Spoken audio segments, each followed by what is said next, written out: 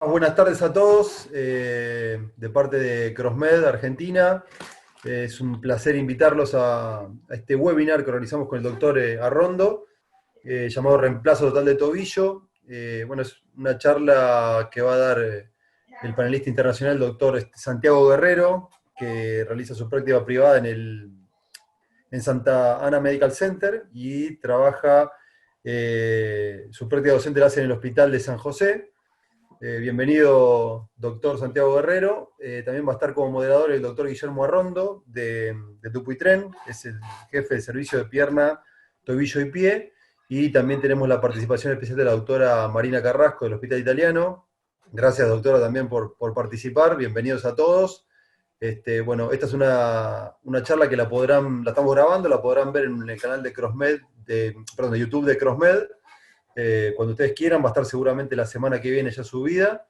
Todas las preguntas que quieran hacer, por favor, háganlas en el chat y el doctor Arrondo o la doctora Carrasco van a poder ir leyéndolas y consultándole al doctor Guerrero. De nuevo, muchas gracias. Y bueno, cualquier consulta pueden ir escribiendo. Sabri, le damos paso al doctor Guerrero, ¿te parece?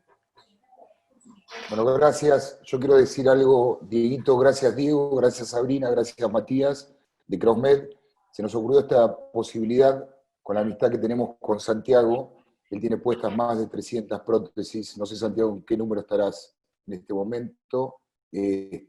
Así que nos pareció una oportunidad súper interesante como para aprovechar con ustedes la experiencia técnica de colocación de esta prótesis. Y bueno, y hablé obviamente con mi amiga Marina Carrasco, que como siempre está súper bien predispuesta para poder charlarnos un poquito también de su experiencia, es la que más experiencia tiene en la colocación de prótesis acá en Argentina. Bueno, Santi, querido, muchas gracias por estar con nosotros y arranquemos con esta historia. Ok, voy a compartir pantalla entonces ahora.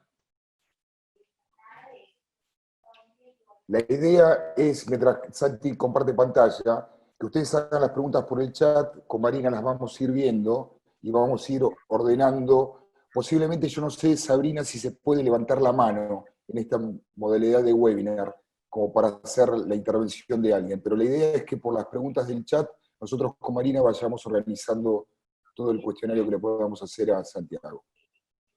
Si no pueden levantar la mano, tienen que apretar la manito de lo que es Zoom, y usted cuando me diga que quiere hacerle la palabra, solo esperar unos segunditos para que lo podamos permitir el audio. Perfecto. ¿Se ve bien, Patito, Marina?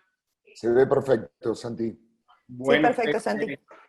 Mil gracias a ustedes, Vasquito, Marina, pues a la gente de CrossMed, muchísimas gracias. Es para mí pues un placer estar con ustedes.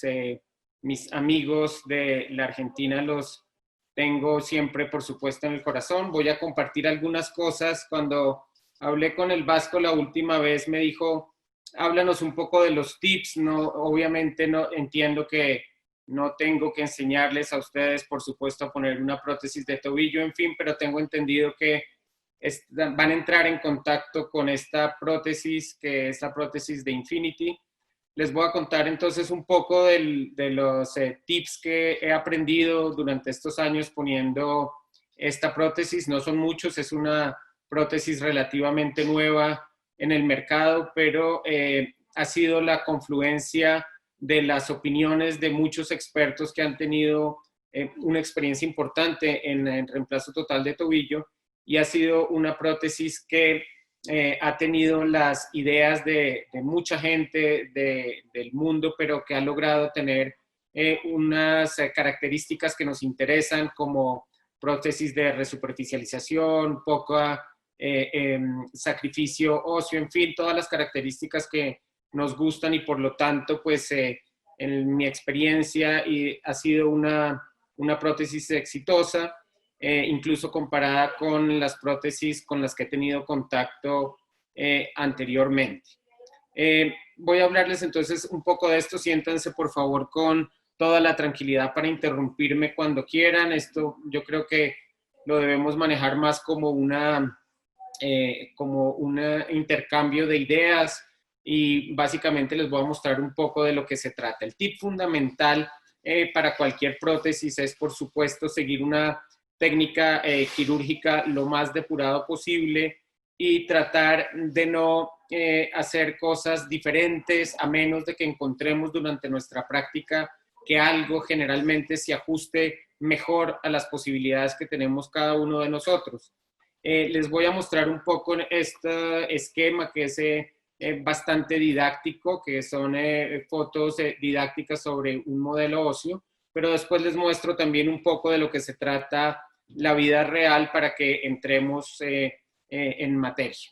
Para esta prótesis utilizamos el abordaje anterior clásico y una vez, Marina, ¿se ve el cursor cuando lo pongo acá? Perfecto. Una vez hemos hecho el acceso al tobillo por el abordaje anterior, lo primero que utilizamos es esta guía, que es una guía en la que introducimos un tenedor alrededor del maléolo medial, en la gotera medial. Eso nos permite de entrada tener un acceso a la gotera medial que va a servir de referencia para después el implante protésico, y alrededor de ese tenedor que implantamos en la gotera medial vamos a poner esta guía que nos va a ayudar básicamente a ubicar nuestro primer pin que va proximal a la metáfisis distal de la tibia. Ese es un pin en el que lo vamos a dejar lo más centrado posible porque va a ser el sitio donde vamos a acoplar la guía, que es la guía para ubicar los componentes protésicos y que va a ir básicamente siguiendo toda la cortical anterior de la tibia.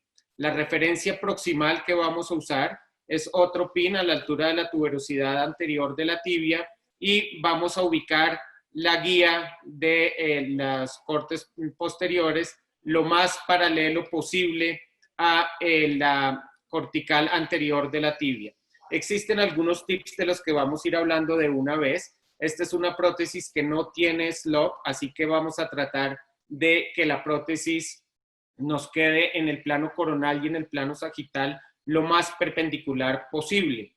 Para eso, generalmente cuando ponemos la guía, lo que hacemos es introducir 2 dedos, y yo digo 2 dedos largos, a veces un poquito más de 2 dedos, casi 3, y en la parte más distal, alrededor de donde vamos a ubicar los pines para los bloques de corte, la hacemos un poco más apretada. Entonces yo generalmente sugiero 2 dedos anchos, 2 dedos angostos, y con esto vamos a lograr ubicar la guía un poco en la posición que queremos. Todas las posiciones que vamos a dejar definitivamente con esta prótesis las vamos a controlar fluoroscópicamente, pero en la medida de lo posible hay que tratar de irradiarse lo menos posible. En ese orden de ideas, esos son algunos tips que nos van a ayudar a que cuando hagamos los disparos necesarios para asegurarnos que la prótesis está en la posición que queremos, pues le reduzcamos el número de disparos fluoroscópicos con la idea de irradiarnos menos. Una vez hemos ubicado la guía en esos 2 pines, vamos a manipular la guía en la parte más proximal, corresponde a esta parte de la guía, con lo que vamos a evidenciar si tenemos o no la necesidad de modificar la posición de nuestra prótesis en varo valgo. Para eso, una vez ponemos la guía, vamos a acoplar este otro dispositivo. Es un dispositivo que entra paralelo al eje de la guía principal, y este dispositivo lo vamos a ver en 2 planos. En el plano coronal vamos a tener esta imagen que ven aquí a la derecha, en la que ustedes van a tener un objetivo y una diana. La diana, para que sea objetiva en la imagen fluoroscópica, ustedes la deben ver en el centro del objetivo de la guía, que es más o menos en este punto, y esta imagen que corresponde a la parte distal de la guía paralela, la debemos ver radiográficamente como una línea.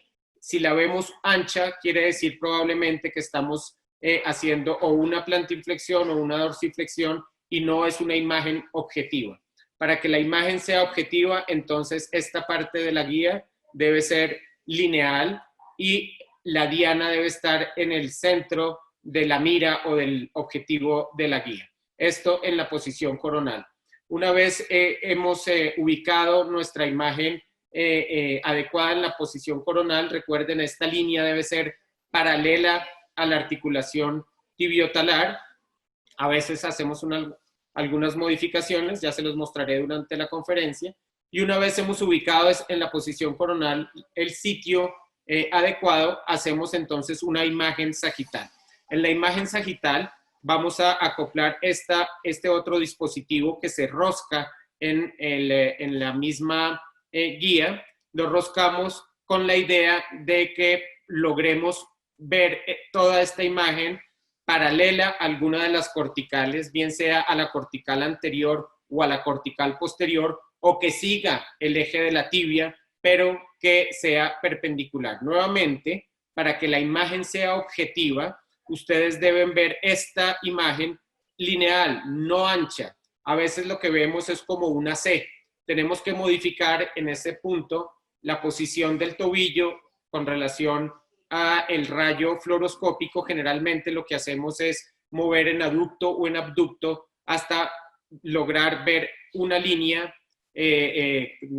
correspondiente a la guía y que esto sea paralelo a alguna de las corticales o por el eje de la tibia. ¿Para qué nos sirve esto? Para saber que estamos ubicando nuestra guía principal en una posición en la que sea perpendicular en el plano sagital y perpendicular al eje de la tibia en el plano coronal. Una vez aseguramos estas dos posiciones, vamos entonces a ubicar el dado de corte. Este es el dado de corte, es un dado que nos va a permitir manipular hacia medial o hacia lateral. Estos dos perillas verdes nos permiten mover hacia medial o hacia lateral de acuerdo a la posición que queramos y ubicamos sobre ese sitio el dado de guía de corte, que es este amarillo que ustedes ven en esta posición. En ese momento vamos a ver también fluoroscópicamente esta imagen. Esta es la imagen objetiva que ustedes quieren ver.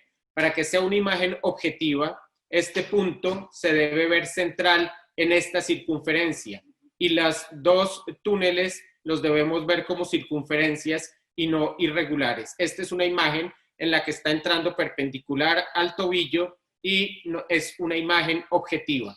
Las líneas que ven hacia los lados se deben continuar con las corticales lateral y la cortical medial del talo, y esta imagen debe estar en la gotera medial de la articulación tibiotalar. Cuando ubicamos Santi, esto, dímelo. Santi, Sí, este dado de color que está mostrando tiene diferentes medidas. ¿Este dado es de diferentes medidas de acuerdo al tamaño del tobillo? correcto, y cada una de esas medidas tiene un color diferente. Es importante muchas veces para guiarnos porque eventualmente tenemos que modificar el tamaño de la tibia o del talo y los colores de los dados siempre van a ser congruentes. Si tienes amarillo arriba, tienes amarillo abajo. Estos son algunas guías también que te ayudan a asegurar siempre que el tamaño que hayas escogido sea el tamaño que vaya a ser tu implante protésico final.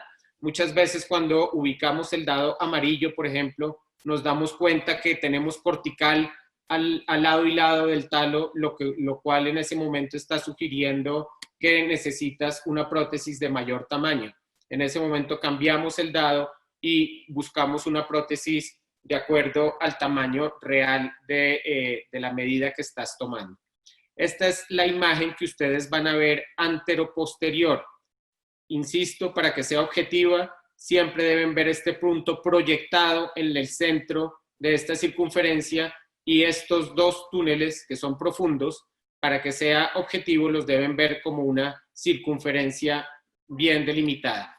Este punto que ustedes están viendo aquí centrado corresponde a este punto en el dado de corte. Ese punto se proyecta en la parte posterior del dado de corte en una circunferencia que tiene el dado metálica y que corresponde a este sitio.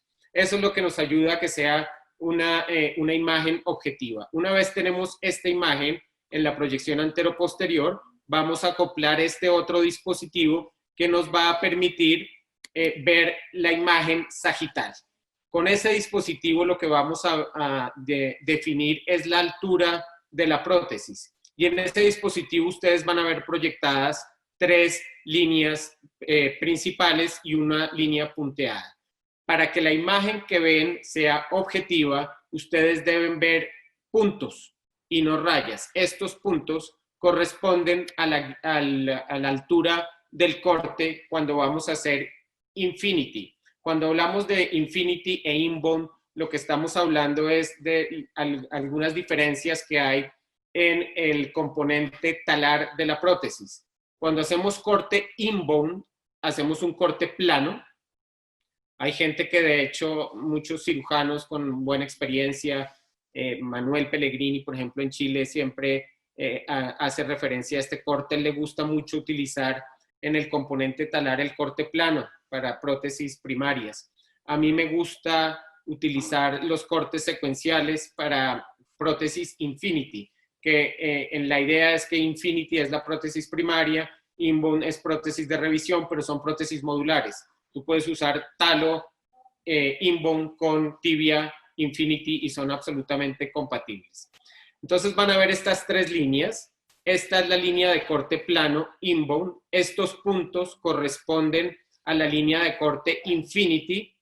Esta imagen que ven con estas 2 líneas perpendiculares corresponden a la altura de la superficie articular y esta línea más proximal corresponde al punto, al corte de la metáfisis de la tibia.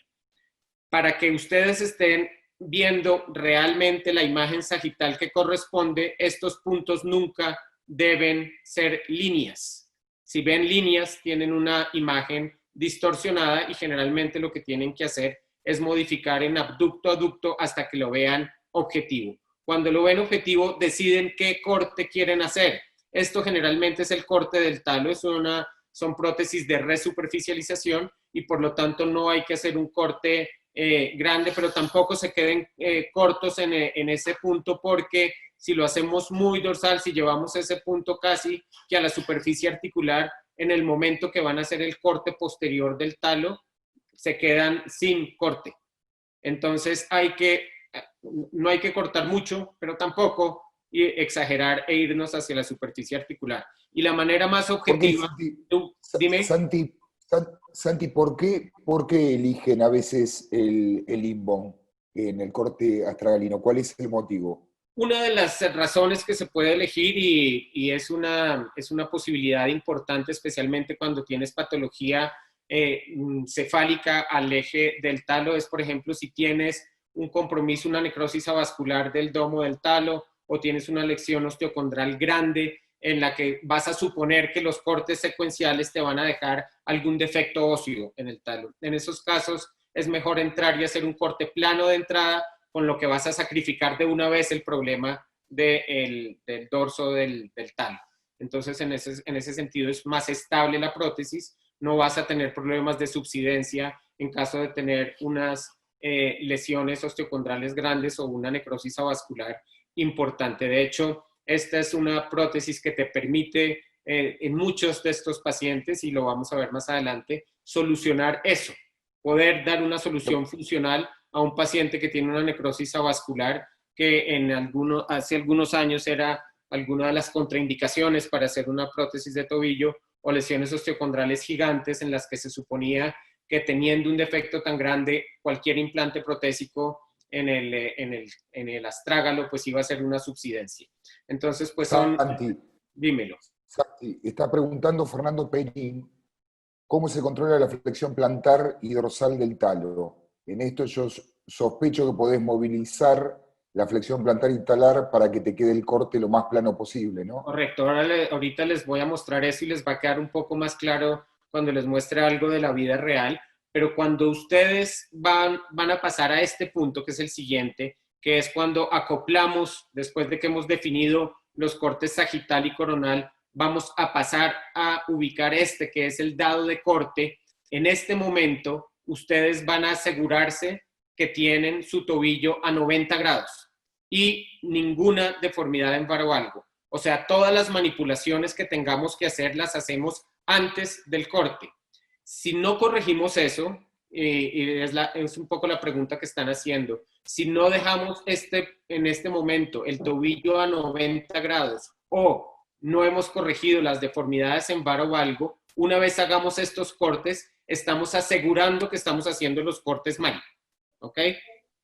Entonces, para hacer ese corte, para hacer estos cortes, que de hecho son 4 cortes, este es el corte de la tibia, estos son los 2 cortes lateral y medial, y este es el corte del domo del astrágalo.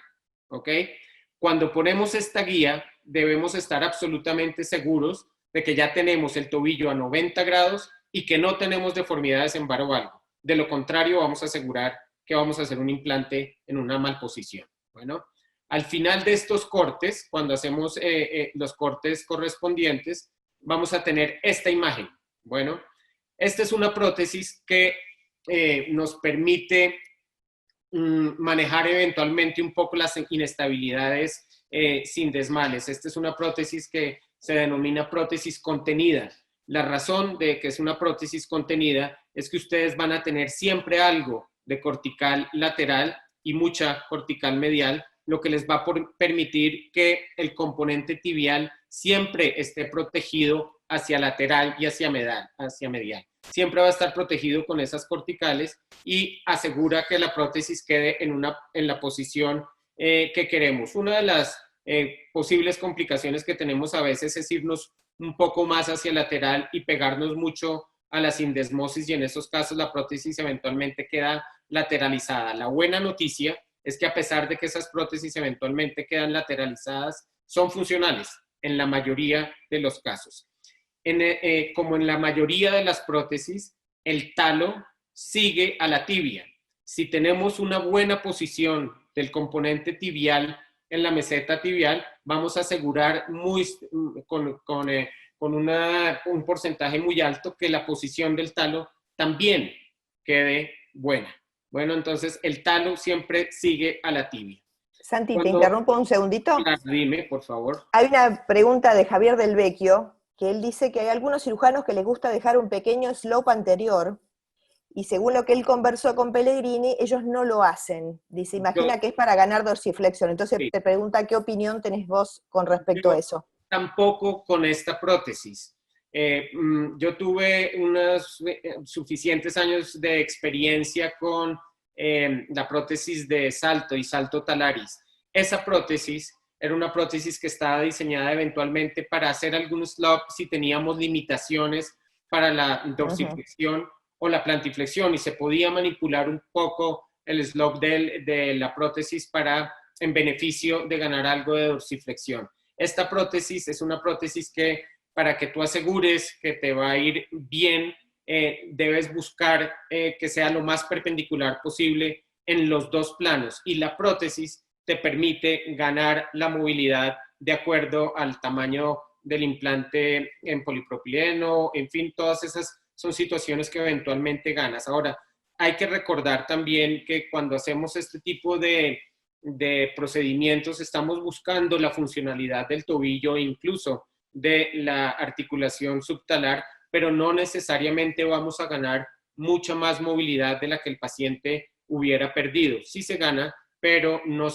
digamos que no podemos esperar eventualmente, y especialmente en pacientes que tengan muchos años de limitación, una movilidad exagerada o generosa, en fin, como lo quieras ver. Pero sí que mejoran mucho, la situación mejora funcionalmente. Incluso hoy por hoy nos atrevemos ya también a hacer desartrodesis o revertir una fusión tibiotalar para una prótesis, porque encontramos que tiene unos beneficios funcionales muy grandes, y aunque el paciente pueda haber estado fusionado durante muchos años, ganan movilidad. Eventualmente la movilidad activa no es mayor, o no es mucha, o no es generosa, pero la movilidad pasiva sí. Y en ese orden de ideas, recuerden que cuando hacemos un choque del talón en la primera fase de la marcha, el tobillo se va en extensión, y cuando estamos terminando la fase de la marcha lo llevamos en flexión, y muchos de esos movimientos dependen de la fuerza de reacción al piso en dirección cefálica, lo cual sí está permitiendo que haya una movilidad alrededor de la articulación tibiotalar, aun cuando el paciente no tenga una movilidad muy activa. Santi, Una vez Santi, tenemos... Santi, disculpa que interrumpa, pero es para que después no se junten tanto las preguntas. Juan Yanis pregunta, porque esto lo que estás mostrando vos son articulaciones bastante simétricas, congruentes. Claro. ¿Qué son los tiltastragalinos, no varovalgos? Bueno, eso es parte un poco de lo que se viene hacia adelante en esta charla, Vasquito. Vamos para tratar de cubrir todo eso un poco. Les he traído algunos casos que me parece que son casos didácticos que nos ayudan a tomar muchas decisiones. Les voy a mostrar casos de varovalgo, de artrosis compleja. Yo creo que vamos a poder ir resolviendo esas dudas, pero de entrada hay muchas situaciones. Generalmente no encontramos un tobillo alineado. Digamos que para empezar a poner prótesis, ese es el tobillo que buscamos, pero una vez empezamos a hacer prótesis muy rápido, nos llegan otro tipo de casos mucho más difíciles de manejar y pues hay que enfrentarlos, y este tipo de implantes te permiten hacerlo.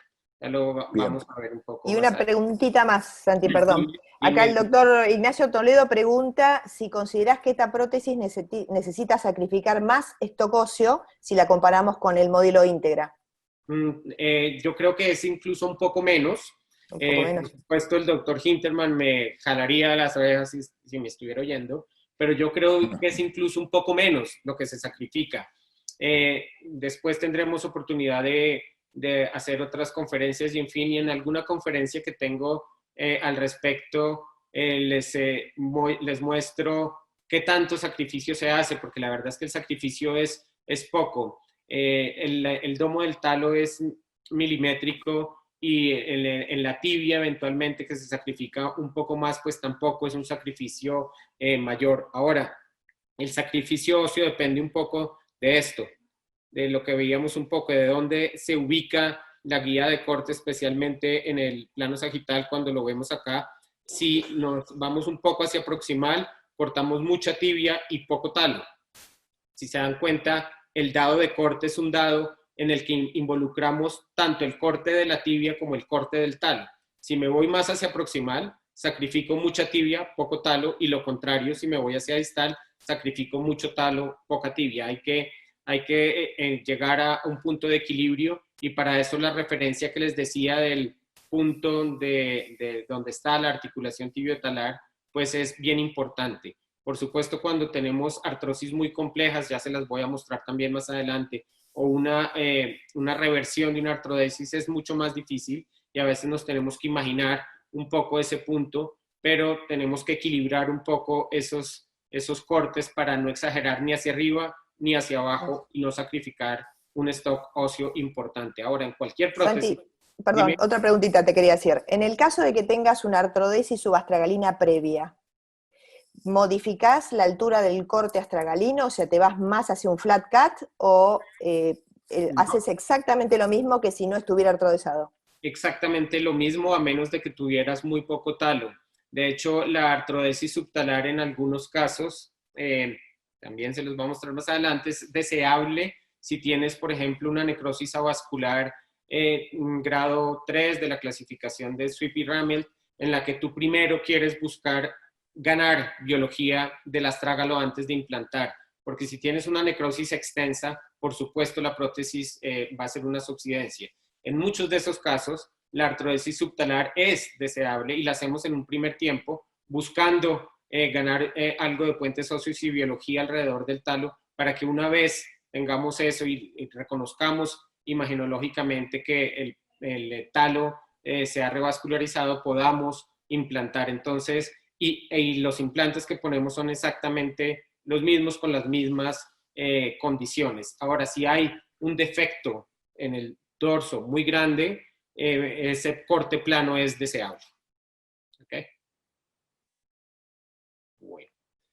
Una vez tenemos entonces esta imagen, que son los cortes que hemos hecho en la tibia y en el domo del talo, vamos a acoplar este dispositivo, que es un dispositivo, yo le digo el Batman, y aquí los instrumentadores aquí ya me entienden porque tiene un poco esa apariencia, pero básicamente es un dispositivo que te va a permitir ver qué tan larga va a ser la prótesis. En este punto encontramos esta quillita que está aquí a este punto, eso te va a sugerir que la prótesis que vas a poner es una prótesis estándar, y si la cortical posterior de la tibia llega hasta el borde de este componente protésico, este implante, pues vas a definirte por una prótesis larga. Hay prótesis largas y cortas de acuerdo al tamaño de la tibia. Una vez tienes esa, vas a poner este otro dispositivo. Es el dispositivo de corte de los chamfers anteriores del talo, y esos cortes se hacen, una vez lo ubicamos en la posición que queremos, se hacen con una broca. Esta broca la hacemos profundizaciones secuenciales hasta que tenemos más o menos digamos unos cortes circunferenciales, y después cambiamos este dispositivo por un dispositivo recto que nos permite, con la misma broca, llevándola de medial a lateral, regularizar el corte anterior. Como en todas las prótesis, muchas veces tenemos que regularizar muchas cosas a mano alzada, pero por supuesto eso es parte de la vida diaria de cualquier cirujano de pie y tobillo. Quería decirles, antes de ubicar esta guía de corte de los chamfers, hay una guía para corte posterior del domo. Ese es el primer corte que hacemos, y después hacemos los chamfers. Este mismo dispositivo tiene, lo que pasa es que no se ve desde acá, una ranura que va en este sitio, y es la que te permite hacer el corte posterior. Ese corte es el primero, y después hacemos los cortes anteriores. Cuando hemos hecho esos cortes, lo que vamos a pasar entonces es a ubicar los implantes de prueba.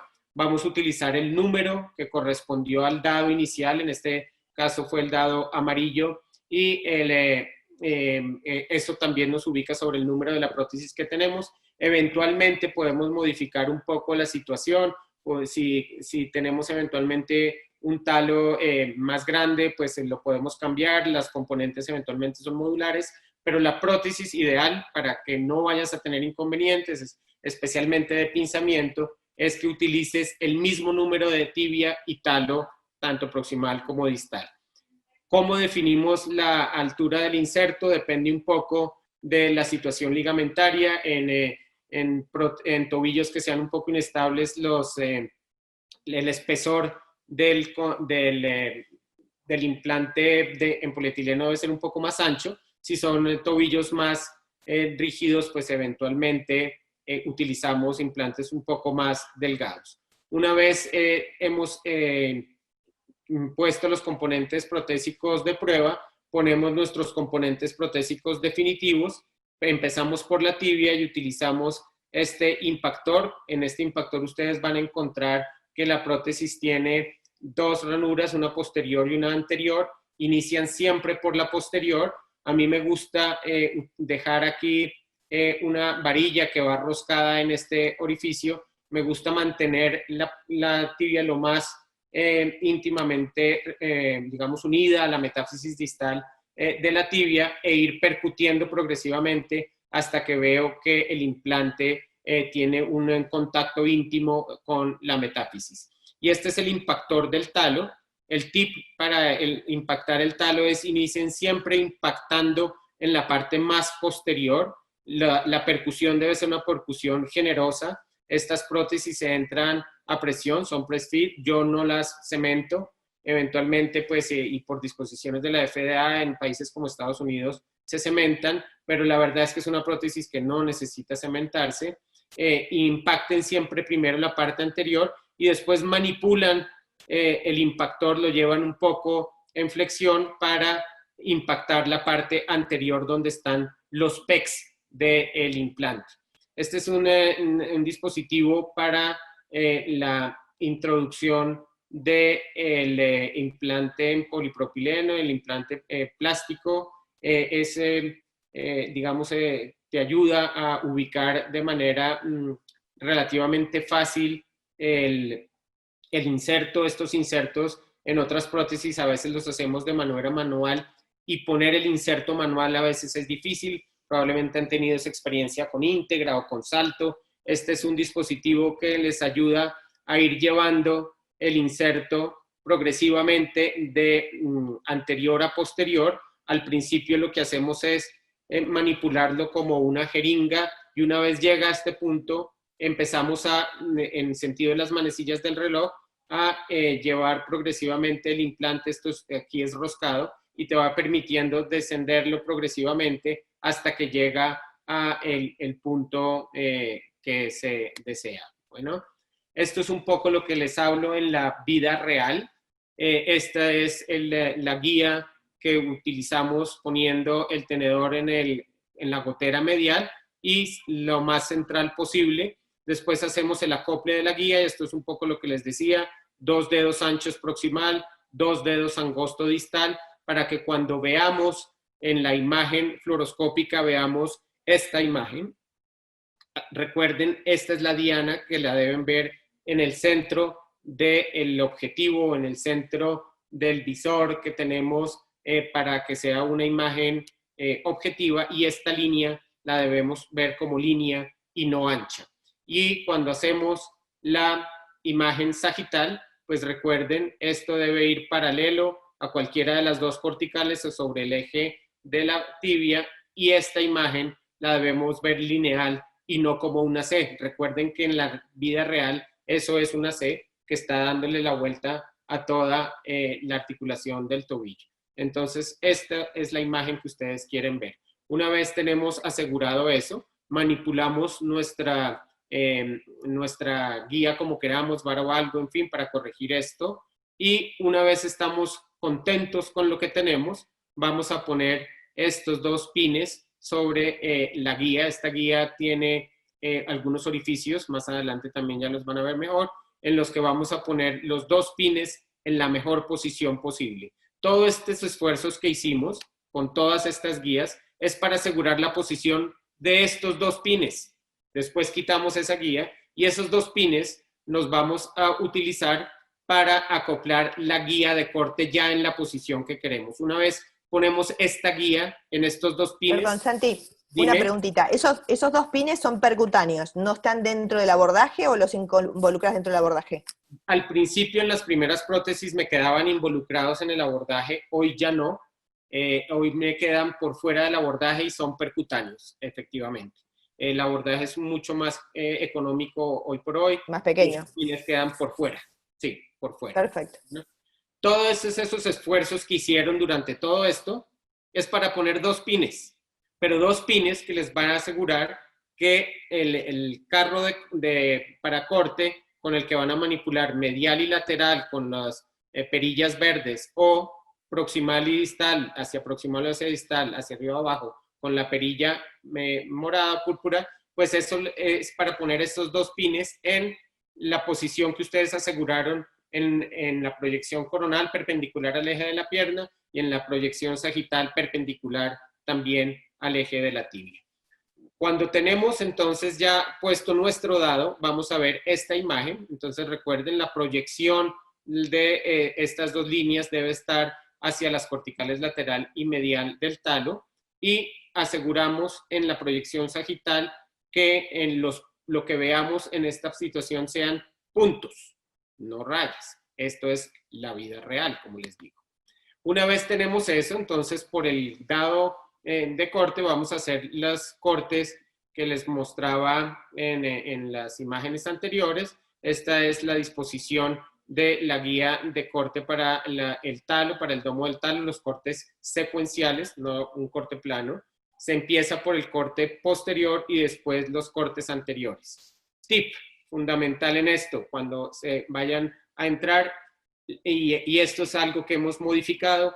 Originalmente utilizábamos estos 2 pines que ustedes ven acá, que son pines roscados y que están dispuestos para asegurar esta guía de corte.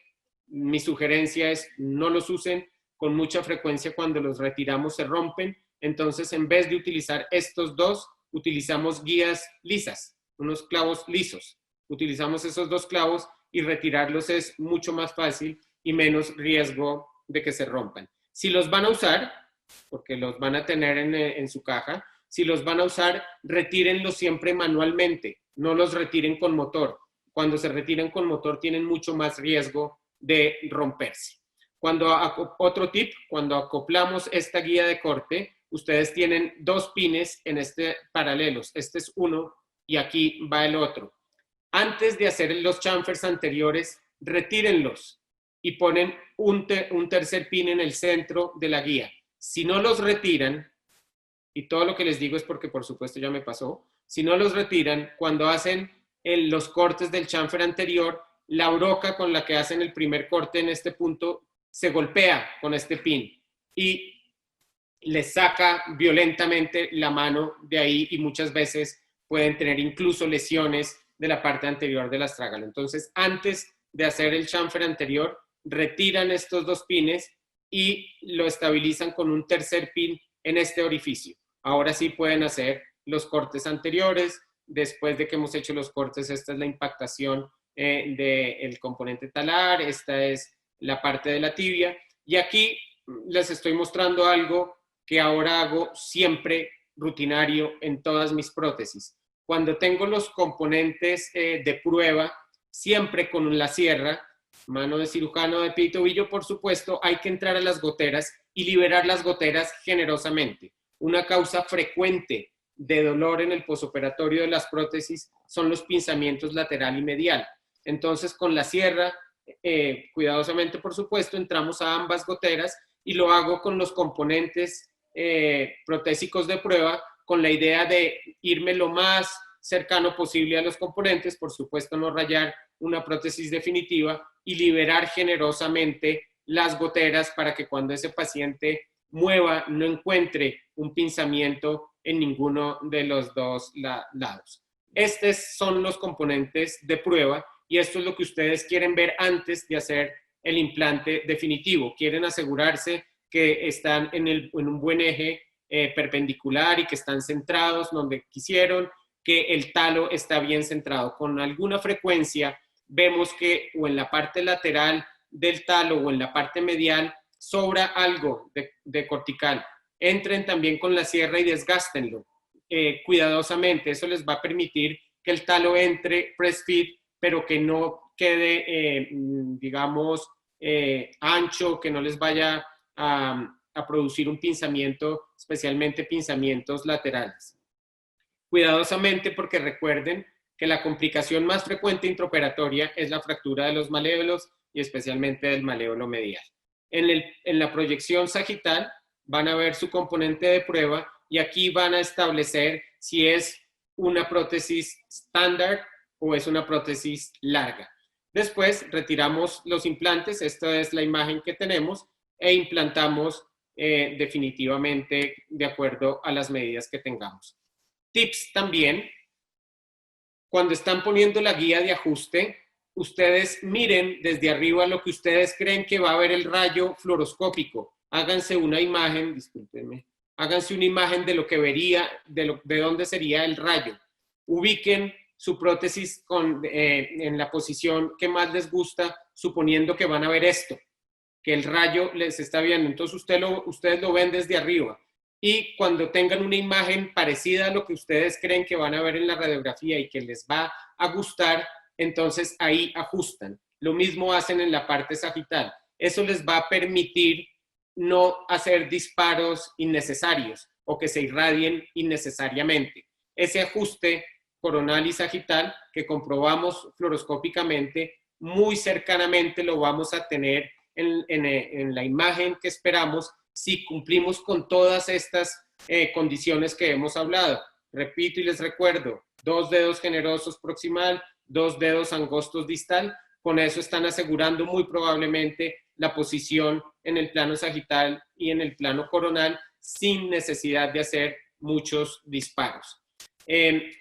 Santi, perdón, hay una pregunta que la dejé pasar porque como estabas tan entusiasmado. No, que en la colocación del tenedor inicial, cuando vos colocás en la gotera interna el tenedor, pregunta el doctor Yáñez, ¿cuán difícil es entrar, especialmente en aquellos tobillos que son muy apretados, digamos por artrosis postraumáticas, o que de pronto esté muy cerrada la gotera interna? ¿Es muy difícil? ¿Tenés que hacer liberación previa?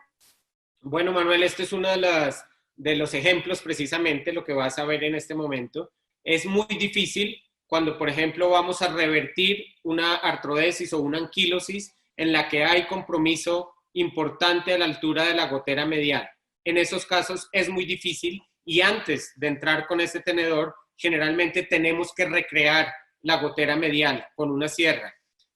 Si no hay una fusión de la gotera medial por una anquilosis o por una artrodesis previa, el tenedor tampoco es que entre muy fácil solamente manualmente. Para eso utilizamos un martillo, un percutor, y lo vamos percutiendo hasta que encontramos que es estable en la gotera medial. Pero sí que es muy difícil cuando tenemos una situación como esta. No solo medial, también lateral en estos casos, tenemos que liberar las goteras. Si no liberamos las goteras es muy difícil implantar. Y el operatorio tampoco es muy bueno. Dime.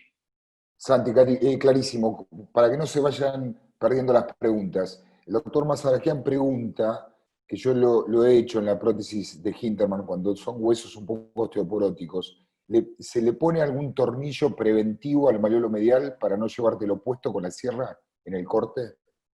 Massa, yo no lo hago normalmente. Ahora está descrito en muchas prótesis utilizarlo como profiláctico, suponiendo que fueras a lesionar el maleolo medial, porque en algunas prótesis la lesión del maleolo medial es frecuente, incluso el lateral, pero es más frecuente la medial. Ahora, si uno es estricto con la guía de corte y vemos que la guía de corte está lateral a la cortical lateral del maleolo medial, con mucha tranquilidad puedes hacer tus cortes sin tener un riesgo mayor. Pero sí que es cierto que está descrito incluso poner tornillos profilácticos. Yo no lo hago de rutina. Prefiero tener los tornillos si fuera necesario en el caso de una fractura del maleolo medial, pero no lo hago de rutina. De hecho, cuando ves los pacientes en los que he operado, casi nunca ves tornillos en los maleolos. Lo que sí es que si tengo una artrosis postraumática y el antecedente es quirúrgico con una osteosíntesis de los maleolos, normalmente no le quito la osteosíntesis a menos de que tuviera alguna limitación para los cortes de la metáfisis de la tibia, porque en ese caso considero que son protectores. Entonces, pues no los quito a menos de que sea una obligación. Ya van a ver también un caso más adelante. En este caso, este es un caso de un paciente con una anquilosis del tobillo. Es como revertir una artrodesis, un paciente que no tenía movilidad del tobillo de varios años. Lo que hacemos en ese caso es, la pregunta que resolvíamos un poco, hay que empezar recreando las goteras. Hay que recrear las goteras previo al implante porque de lo contrario no vas a lograr ni siquiera meter ese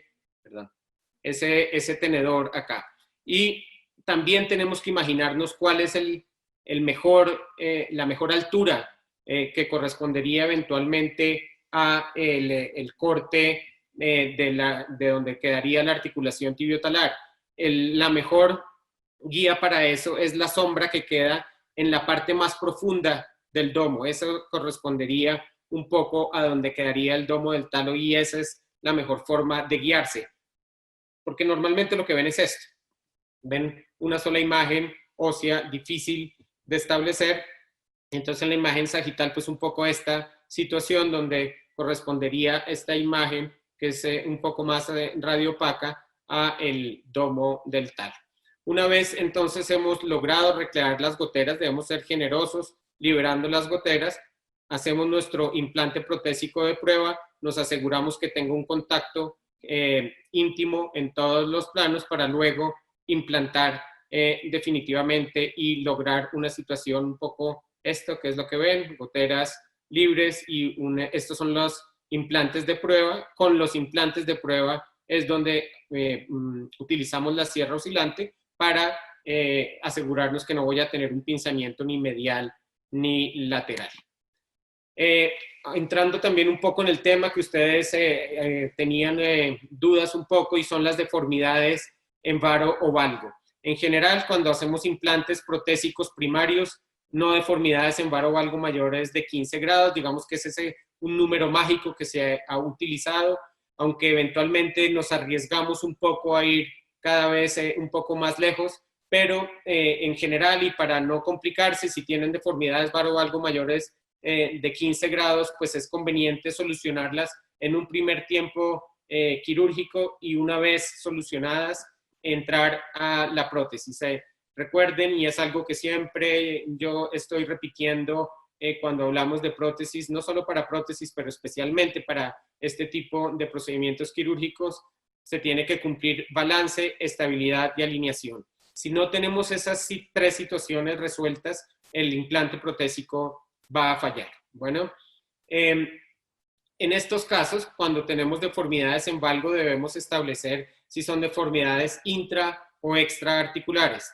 Las deformidades extraarticulares, si son mayores de 15 grados, las solucionamos con osteotomías supramalleolares previas. Eventualmente, la deformidad es distal al tobillo, para lo cual también osteotomías del calcáneo pueden ser de ayuda. Pero cuando la situación es intraarticular, generalmente lo que se asocia es una disfunción ligamentaria, en este caso una disfunción del ligamento deltoideo. Si tenemos una deformidad en valgo intraarticular, nuestra guía de corte va a ser, como lo hemos visto, perpendicular a la articulación.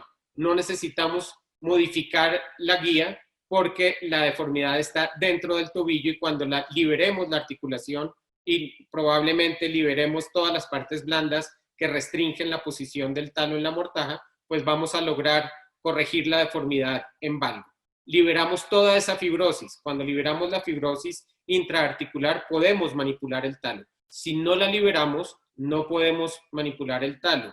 Otro tip en este sentido, cuando hago estas prótesis, antes de hacer cualquier corte, yo utilizo un cincel ancho y lo introduzco dentro de la articulación tibiotalar y lo manipulo arriba y abajo. Quiero romper todas esas fibrosis que me van a limitar la movilidad del talo. Con un cincel más pequeño hago lo mismo en las goteras para poder manipular el talo antes de hacer cualquier gesto quirúrgico definitivo.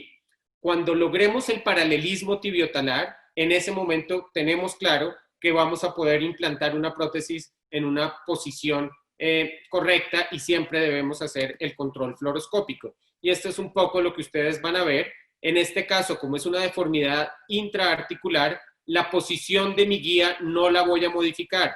La voy a hacer paralela a la articulación del tobillo. En este caso, por supuesto, al plafón tibial, porque pues no me voy a guiar por la deformidad que tiene el talo, sino por la perpendicularidad del plafón tibial relacionado con el eje de la pierna. De una vez me voy a adelantar a esto. Estos son 3 orificios que ustedes ven en la guía en la que vamos a poner los 2 pines. En general, los 2 pines son los centrales, pero la guía tiene estas otras posibilidades porque eventualmente, y van a ver un caso más adelante, tenemos que modificar la posición de esos pines. Los pines nos tienen que asegurar la perpendicularidad, pero recuerden que ustedes después van a tener un dado de corte en el que pueden mover medial o lateral. Entonces, no importa si utilizaron los pines centrales o los pines paramedianos, porque lo importante es que después, moviendo el dado hacia lateral o hacia medial, ustedes dejen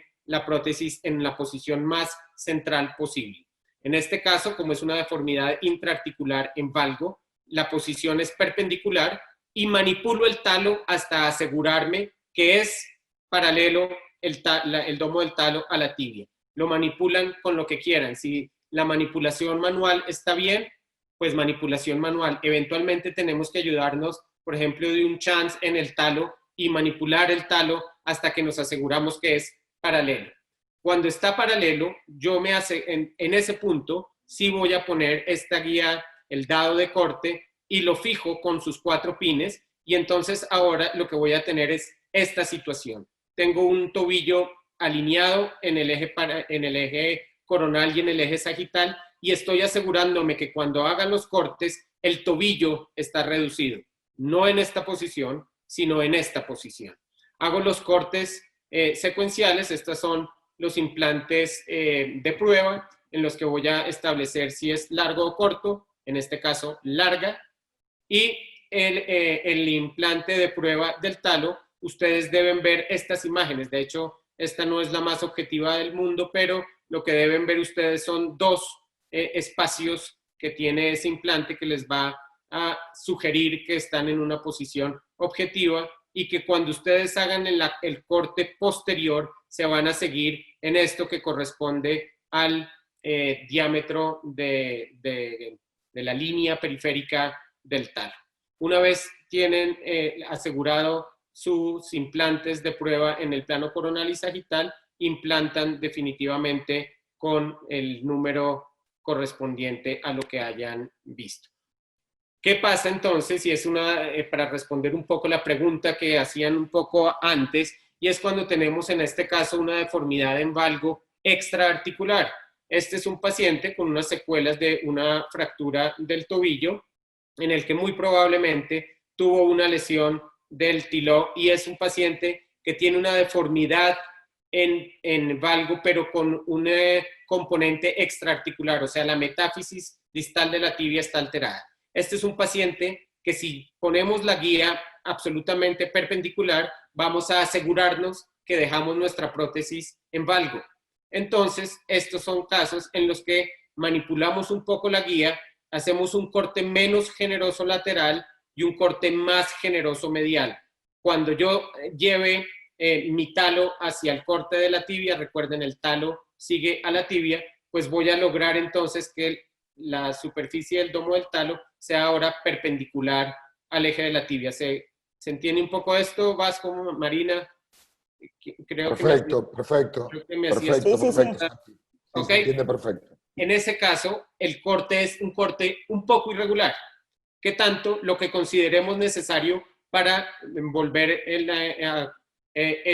digamos, el corte perpendicular. Y para eso también nos guiamos un poco proyectando la diana en el objetivo hacia proximal y suponiendo entonces que si llegáramos incluso a la rodilla, esa proyección estaría pasando por el centro de la rodilla.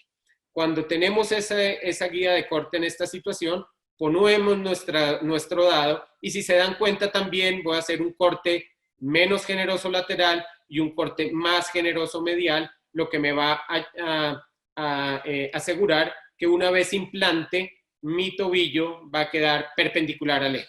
¿Ok? También un poco más a lo que hablabas ahora, si los tornillos no me impiden los cortes ni el implante, no hay que quitarlos. Mejor dejarlos. ¿Ok? Ahora, la deformidad contraria, en este caso es un varo intraarticular, que es el que les voy a mostrar. No tengo un caso ahorita para mostrarles de un varo extraarticular, pero se correspondería un poco a lo mismo. Perdón, Santi, perdóname que te interrumpa. Ahí Dime. hay una pregunta del doctor Yáñez, el cual dice que si querés hacer el corte perpendicular con respecto a la tibia, que por qué pones la guía en valgo. Por eso te interrumpo, porque tiene que ver con el valgo y no con el varo.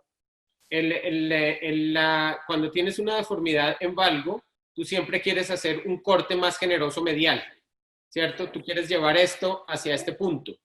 Si haces un corte más generoso lateral, lo que vas a asegurar es que aumentas el valgo, ¿cierto? Eso lo modificas con la guía. Si quieren, me devuelvo rápido un poco acá. Y ya volvemos a eso. Con esta parte de la guía. Esta es la forma como modificamos la guía. Esto se mueve hacia varo y hacia valgo en este punto para que esto se modifique.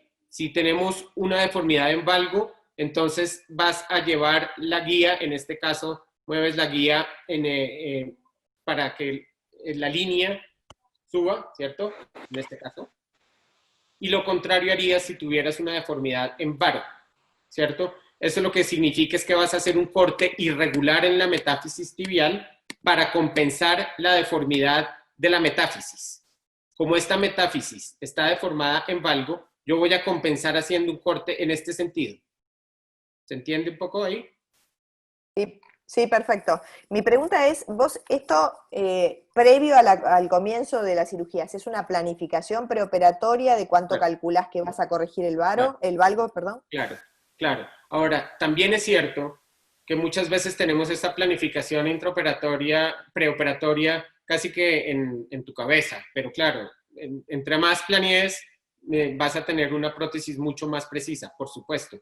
Pero en la vida real, cuando tú llegas, tú modificas las cosas con lo que estás viendo con el paciente también acostado. Ya ves que, por ejemplo, hay pacientes que cuando los ves acostados tienen una tibia vara, y entonces tu modificación tiene que ser de acuerdo a lo que estás viendo también en ese momento, en la vida real del paciente. Bueno, entonces, claro, entre mejor planifiques prequirúrgico, pues vas a tener una situación mucho más precisa intraoperatoria. Bueno, recordarles un poco el número mágico de los 15 grados, y es un número mágico porque generalmente uno entra en problemas cuando intenta hacer prótesis con deformidades en varo valgo mayores. También recuerden, cuando tienen una deformidad en valgo, es una buena opción considerar la reparación del deltoideo si hay una inestabilidad medial residual. Pero también en la vida real, la situación cuando ustedes hacen una prótesis, una vez manejan el inserto y eventualmente manejan un inserto un poco más ancho, la verdad es que la mayoría de veces no hay una inestabilidad residual y no requieren de hacer muchos gestos intraoperatorios adicionales, pero sí que hay que ir siempre preparado y eventualmente necesitamos hacerlo, reparar alguna estructura ligamentaria, en fin, para asegurar la estabilidad. Balance, estabilidad y alineación. Dime.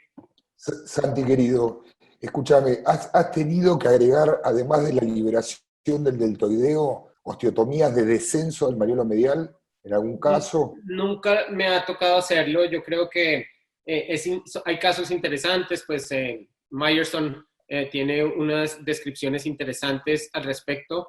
No me ha tocado hacerlo, espero que nunca, es una cirugía bastante agresiva. Generalmente con la liberación superióstica del deltoideo uno logra corregir la deformidad en varo. No solamente con la liberación superióstica, sino un poco lo que les decía. Inicien siempre en estos casos con la introducción de un cincel ancho y rompan toda la fibrosis que hay intraarticular para que les permita manipular el talo. Como van a ver ahora más adelante también, especialmente con las deformidades en varo, hay una osteofitosis periarticular muy grande. Esa osteofitosis periarticular generalmente les impide la manipulación del talo. Entonces hay que resecar todos esos osteofitos generosamente, ya van a ver un poco el ejemplo, porque estos osteofitos hacen que se perpetúe la deformidad. No debo implantar con uno de esos osteofitos porque muy probablemente, de manera mayor o menor, está impidiéndome la reducción del talo en la mortaja y hay que resecarlos. La liberación del deltoideo la hacemos, yo la empiezo a hacer, bueno, ya saben, recuerden que aquí va a ir el tenedor inicial, pero también utilizo, además de un cincel pequeño, utilizo una hoja 20 o una hoja 10 del bisturí que me va ayudando a ir haciendo un corte secuencial. Uno se va muy íntimamente pegado, pues aquí relacionado con el maléolo medial, con la gotera, y te metes también por debajo e incluso llegas a liberar un poco el deltoideo superficial. Esa es la idea para lograr liberar la deformidad. Y esta es este paciente, esta es la proyección anteroposterior que les mostraba, es una deformidad en varo, es un varo intraarticular, pero tiene todas estas situaciones alrededor, tiene unos osteofitos muy grandes, periarticulares, y cuando entramos, aquí Marina, ves, este es el abordaje y aquí arriba tienes un pequeño punto, es uno de los pines, lo que me hablabas ahora, esos pines quedan por fuera y el abordaje es más pequeño. Este osteofito que ustedes ven sagital aquí corresponde a este osteofito muy grande y lo que ven aquí es la cortical medial del talo. El domo está acá. Este es el domo en este paciente.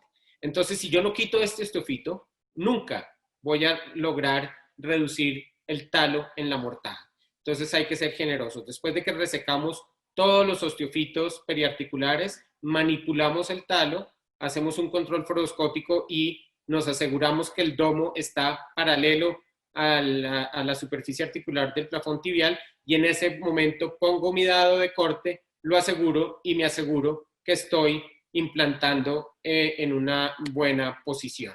Este es ese paciente, Es un paciente que tenía una deformidad en varo. De hecho, la deformidad en varo es de ambos tobillos y tiene algunos antecedentes de inestabilidad ligamentaria que también le originó algunos osteofitos ligamentarios que eventualmente en este caso no van a impedir nada sobre la prótesis, no altera su estabilidad, pero es interesante ver por qué estos pacientes terminan haciendo un varo. Este paciente no requirió otros procedimientos, son pacientes en los que permitimos un apoyo precoz, un apoyo rápido y una rehabilitación temprana. No estoy tratando de autoadularme, ni mucho menos, es un paciente, pero este paciente en ese momento que lo están viendo, es un paciente que tiene 3 o 4 semanas de posoperatorio, no tiene más. Y si se dan cuenta, su tobillo, el tobillo derecho, que es el operado, hoy está mejor alineado que el izquierdo, que también tiene algo de varo. Son situaciones que podemos mejorar con el implante protésico porque nos estamos asegurando intraoperatoriamente y fluoroscópicamente que queremos una posición ideal del tobillo. Bueno, tips que van a encontrar un poco en estas situaciones. Entonces, ¿qué tanto material de osteosíntesis tengo que retirar? ¿Qué tanto tengo que hacer, por ejemplo, en esta situación? Muy probablemente una lesión del ligamento deltoideo que se asociaba a una lesión de la sindesmosis, un paciente con una lesión importante, una fractura trimaliolar del tobillo con un antecedente de una osteosíntesis con un clavo intramedular de la tibia. Y es un paciente que tiene una artrosis postraumática. Muchos opinarían que es un paciente ideal para hacer una artrodesis porque es complicado poner una prótesis y en fin, pero la verdad es que debemos intentar, pero lo primero que se le viene uno a la mente es ¿y cómo voy a poner la guía? ¿O tengo que retirar el clavo intramedular para poner la guía? Porque evidentemente la guía tendría, si lo pongo en los orificios centrales de la guía, pues tendrían que ir necesariamente sobre el clavo intramedular que tiene la osteosíntesis previa y muy probablemente no lo lograría. ¿Retiro entonces el clavo o no? Para eso el implante les permite solucionar algunas situaciones sin que necesariamente tengan que hacer el retiro, por ejemplo, del clavo, que sería una situación un poco más engorrosa, y extraemos, por supuesto, todo lo que vaya a impedir los cortes en la metáfisis distal de la tibia, que son todos estos tornillos. Esos obligatoriamente hay que retirarlos. Es una paciente que hizo una artrosis postraumática muy probablemente por esta situación y es una situación que también se permite corregir con la prótesis. Cuando hagan el corte muy probablemente van a involucrar la mayoría del defecto. ¿Me ibas a preguntar algo, Vasquito? No. Ok. No, gracias Santi, perdón. En este caso también es evidente una lesión ligamentaria, un antecedente, una lesión de la sindesmosis y obviamente es un paciente que está mal alineado, el talo está lateralizado, tenemos una lesión ligamentaria compleja y tenemos además una secuela de una fractura del maleolo posterior. Insisto entonces, estabilidad, balance y alineación. Y el implante protésico te permite corregir estas situaciones. ¿Tenemos que quitar el clavo? Pues la verdad es que no. Ponemos nuestra guía, pero entonces en este caso vamos, no es el mismo paciente por supuesto, es solamente algo esquemático. Utilicen los orificios paramedianos, no el mediano porque por supuesto se van a chocar con el clavo. Y esto es un poco la situación que ustedes ven. Aquí quedaron los pines que nos ayudan a establecer la perpendicularidad, pero son pines que logramos poner laterales al clavo intramedular. Hacemos el retiro de los tornillos que nos impidan hacer los cortes en la metáfisis distal y nos aseguramos que el componente tibial quede en la posición que queremos, muy cercano a la gotera. Y les recuerdo e insisto en esta situación, el talo sigue a la tibia y miren ustedes cómo logramos reducir el talo otra vez en la mortaja en una posición perpendicular y solamente haciendo la extracción necesaria del material de osteosíntesis que nos lo impedía. En estos casos en los que tenemos secuelas de fracturas del maléolo posterior y que son, por supuesto, mucha de la causa de la inestabilidad de la sindesmosis, pues en el corte sagital ustedes van a resolver esa situación porque pues el maléolo posterior en gran parte se va a ir con el corte en el plano sagital y no van a tener mayores inconvenientes. Esto es a lo que nos enfrentamos muchas veces y aunque eventualmente uno ve esto como una prótesis no tan difícil de hacer, es una de las prótesis más complicadas con las que se pueden enfrentar. Y es porque esta paciente tiene una luxación intraósea del talo. Esa manipulación sí es una manipulación difícil. Son las secuelas de una fractura de trimaleolar, que cuando la vemos desde el principio, pues entendería uno que bien sintetizada no tendría mayores inconvenientes. Pero cuando hay algunas complicaciones intraoperatorias de esos casos, son pacientes que tienen muchas dificultades. Este tornillo, por ejemplo, asegura la malposición del maléolo medial. El tornillo del maléolo posterior asegura la malposición del maléolo posterior, pero además es un tornillo intraarticular. La estabilidad de la sindesmosis, por supuesto, no se logró, tanto que esta paciente hace esta sinostosis de la sindesmosis tibio-peronea y es una paciente que tiene una inestabilidad sindesmal. Estos son, como te decíamos ahora, Marina, tienes que ir con todo, programada con todo. Si es necesario terminar fusionando la sindesmosis, pues hay que hacerlo. Si puedes solucionar la inestabilidad sindesmal con un sistema flexible y te lo permite, hay que hacerlo, pero otra vez tenemos que asegurar el balance, la posición y la estabilidad para que la prótesis, si es que decidimos hacer una, quede en una buena posición. Esta fue una paciente que se discutió ampliamente y muchos colegas con buen criterio preferían hacer una artrodesis tibiotalar.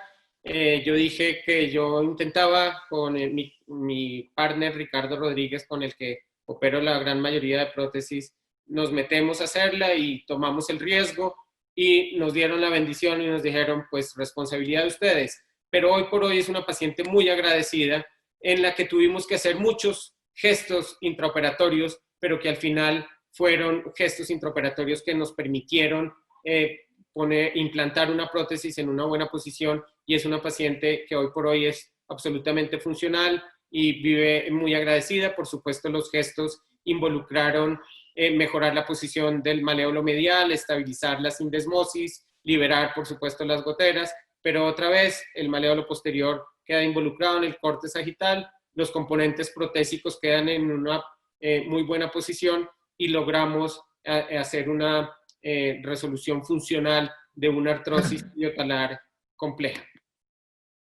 Esto, un poco lo que hablábamos ahora, también nos enfrentamos a situaciones como esta. Este es un paciente muy querido y que por supuesto tiene implicaciones a veces difíciles que todos ustedes las viven día a día. Él es un neurocirujano muy reconocido aquí en mi país, en Colombia. Es un neurocirujano que tiene unas patologías asociadas, unas patologías autoinmunes complejas, y él hizo una necrosis avascular de ambos tobillos. Es un tipo joven, es un tipo de unos 50 años, con una limitación muy importante, ha pasado por otras intervenciones previamente y tenemos esta situación en la que podemos definir o por hacer una artrodesis tibiotalar o correr el riesgo y hacer un implante protésico.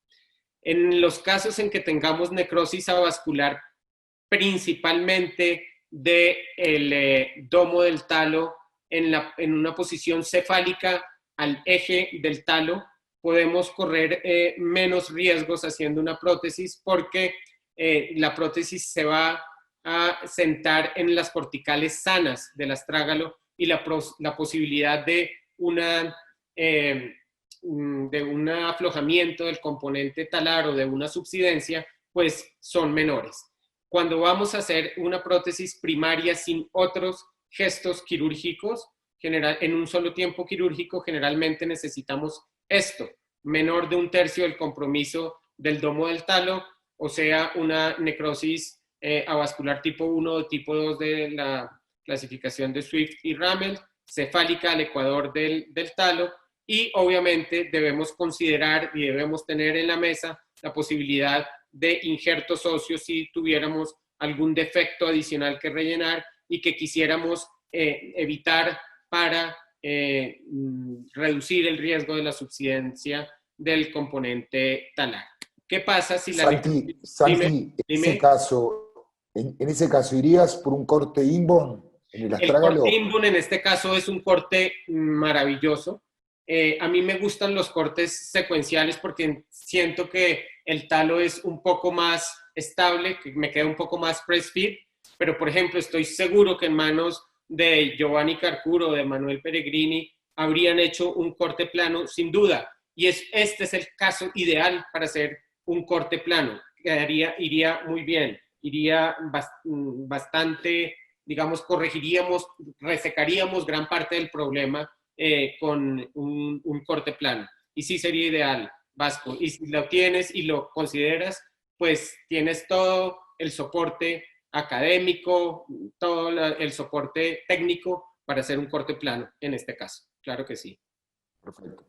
Santi, y en ese caso de hacer un corte plano, ¿vos utilizarías cemento para darle mayor estabilidad inicial o no? Siempre lo debes tener en todas tus posibilidades. Esta es una prótesis que generalmente entra a presiones, press-fit, las superficies porosas te aseguran una integración prótesis-hueso relativamente rápido. Una de las ventajas de la prótesis es poderle dar a estos pacientes un apoyo temprano. Entonces, la posibilidad de no integrarse es baja.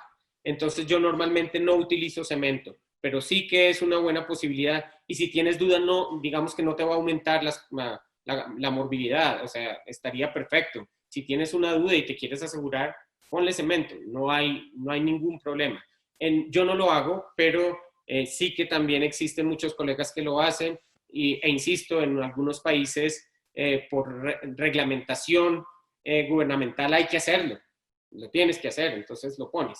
Y bueno, está bien, yo normalmente no lo hago. Sí, nosotros también preferimos no usarlo.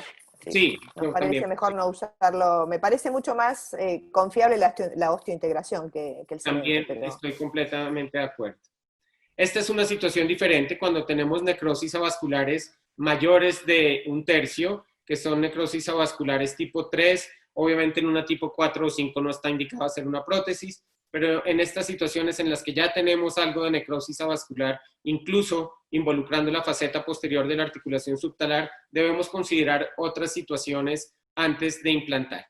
La idea en estos casos es hacer los gestos necesarios en 2 tiempos. En este caso, una artrodesis de la articulación subtalar, que lo que está buscando es crear puentes biológicos que van a irrigar el talo desde caudal hacia cefálico, y si es digamos, si le da la vida que estamos esperando al talo, pues una vez tengamos una comprobación radiográfica por imágenes de resonancia nuclear magnética, incluso por imágenes radiográficas o tomografía para saber si hay colapso, pues en ese caso, cuando tengamos la certeza, implantamos. No antes, porque esto serían situaciones en las que definitivamente el implante va a fallar y va a ir a la subsidencia. Si logramos revascularizar el talo y tenemos una buena calidad ósea, una vez lo logremos implantar, pues lo van a hacer sin ningún problema. En estos casos, 2 tiempos quirúrgicos y eventualmente considerar injertos óseos si tuvieran algo de colapso, pero que la mayoría del talo les permita implantar con tranquilidad y sin un riesgo de subsidencia.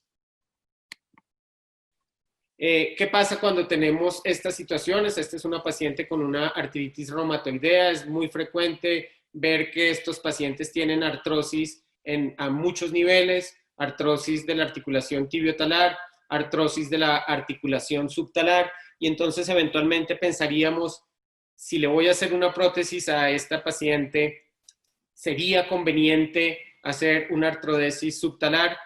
Muchas veces lo hicimos, esta idea ha venido cambiando y no es por capricho personal, es una idea que ha venido cambiando con estudios biomecánicos muy interesantes que muestran que una vez solucionamos el problema funcional de la articulación tibiotalar, a pesar de que sigue existiendo una artrosis de la articulación subtalar, esa artrosis generalmente no es sintomática y no avanza. Y la razón de esto es porque toda la carga que asumía la subtalar irregularmente empieza a ser compensada con la movilidad que se había perdido de la articulación subtalar. Insisto, no le estamos quitando la artrosis de la articulación subtalar, pero no se está aumentando y no es muy sintomática o son completamente asintomáticos. Son propuestas del profesor Hinterman, son propuestas del profesor Nonley, no es un capricho personal, pero sí que cada vez hago menos artrodesis subtalares. La razón es esa y mecánicamente funcionan bastante bien. No es tan frecuente ver artrosis tibiotalares por artritis reumatoidea como lo vemos postraumáticas, a diferencia de otros segmentos. La causa más frecuente de artrosis en la articulación tibiotalar es traumática, pero por supuesto también vemos estas situaciones y son situaciones que podemos también mejorar con un implante protésico de la tibia. Y esto es una situación en la que me gusta también mostrarlas para entusiasmarlos a ir cada vez un poco más lejos con un tipo de implantes funcionales y eventualmente dejar las artrodesis para situaciones en las que no sea definitivamente posible implantar. Esta es una artrosis compleja, es una artrosis difícil de manejar, que para muchos hacer una artrodesis tibiotalar también estaría bien indicado. Son situaciones intraoperatorias un poco más exigentes, pero la idea es ir secuencialmente, progresivamente, yendo por pasos y asegurándonos que estamos logrando alinear. Este paciente incluso era un paciente que tenía una deformidad en valgo intraarticular con una deformidad de la subtalar compensatoria en varo. Son situaciones difíciles, pero los animo a intentarlo y son pacientes que agradecen mucho este tipo de soluciones. Si ustedes se dan cuenta, pues tenemos una metáfisis distal de la tibia comprometida, pero una vez ponemos el implante, es un implante que está contenido y le asegura al paciente una actividad funcional.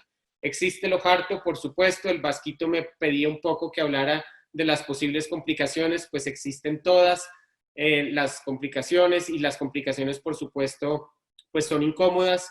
La menos incómoda de todas es esta, en la que tenemos fracturas de los maléolos que se solucionan con lo que tengamos a mano y generalmente no representa mayor complicación. No las abandonen, porque eso sí significa una falla de la prótesis, pero una vez las reconocemos, pues las tratamos.